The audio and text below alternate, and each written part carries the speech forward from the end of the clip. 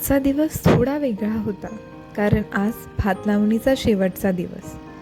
सकाळीच ट्रॅक्टरने कामाला सुरुवात केली. जे शेवटचे काही कोपरे उरले होते तिथे ट्रॅक्टर फिरवला.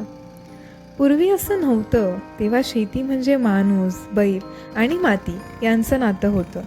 बैलजोडीच्या टापांचा आवाज, नांगरांचे खड्डे, पायाखालचा मऊ चिखल, सगळं खूप जिव्हाळ्याचं. आजही शेती आहे, पण आता वेगळी झाली आहे. ट्रॅक्टर आहे, मशीन आहेत, काम जलद होतंय. वेळेची गरज आहे म्हणून मशीन आलीत, पण त्या जुन्या दिवसांची आठवण मात्र अजूनही मनात ताजी आहे.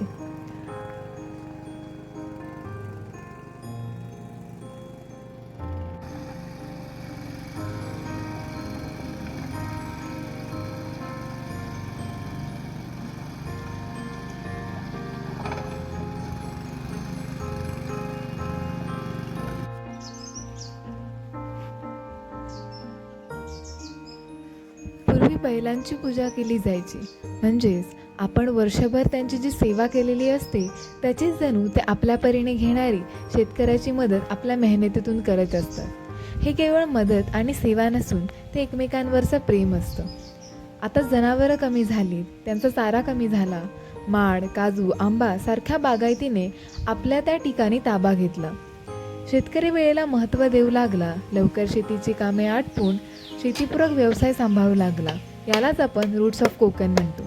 जशी लक्ष्मीपूजनाच्या दिवशी पूजा होते, तशीच शेती संपल्यावर आपल्याला शेतीमध्ये जी अवजारे आपल्या शेतकरी राजाला कोणतीही इजा न करता ती आपली जबाबदारी पार पडत असते, त्याचेच जणू हा शेतकरी आभार मानत असतो व सांगत असतो की अशीच सेवा पुढील काळातही लाभू दे.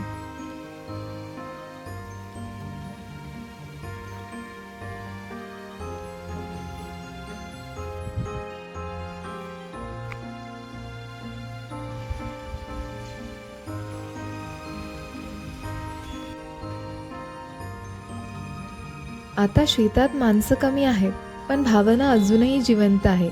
ते बैल, ते गोड आठवणींमध्ये अजूनही आहे. मऊ चिखलात हळू चालणारी शेती, तेव्हा वेळ लागायचा पण मन शांत असायचं. आज काम लवकर होतं, पण धावपळ जास्त. माणसांपेक्षा मशीन वाढली, पण एक शेतकरी म्हणून मातीशी असलेलं नातं अजूनही तसंच आहे.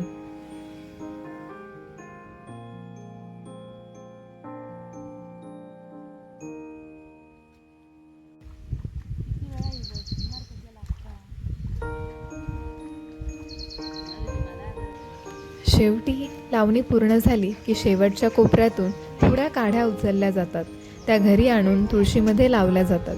म्हणजे काय, फक्त आठवण ठेवायची नाही, तर घरातही मातीशी हिरवळ जपायची. आज शेतीचं रूप बदललंय. बैल गेले, ट्रॅक्टर आले, माणसं कमी झाली, यंत्र वाढली, पण श्रम, श्रद्धा आणि मातीवरचं प्रेम हे अजूनही शेतकऱ्याच्या हृदयात तसंच आहे.